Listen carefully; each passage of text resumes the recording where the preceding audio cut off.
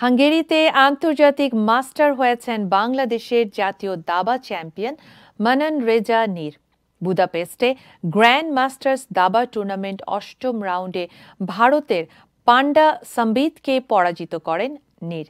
এতে ৮ রাউন্ডে ৬ পয়েন্ট হওয়ায় একটি আন্তর্জাতিক মাস্টার নর্ম পেয়েছেন তিনি। আগেই ২টি নর্ম থাকায় আন্তর্জাতিক মাস্টার হওয়ার সকল শর্ত পূরণ করেছেন তিনি। আন্তর্জাতিক মাস্টার হতে ২৪০০ রেটিং ও ৩টি নর্ম প্রয়োজন। মনন রেজা নীরের রেটিং ইতোমধ্যে ২৪৫০। মাত্র ১৫ বছর বয়সে আন্তর্জাতিক মাস্টার হয়েছেন নীর। উপমহাদেশের প্রথম গ্র্যান্ড মাস্টার নিয়াজ মোর্শেদও মাত্র ১৫ বছর বয়সে এই খেতাব পেয়েছিলেন।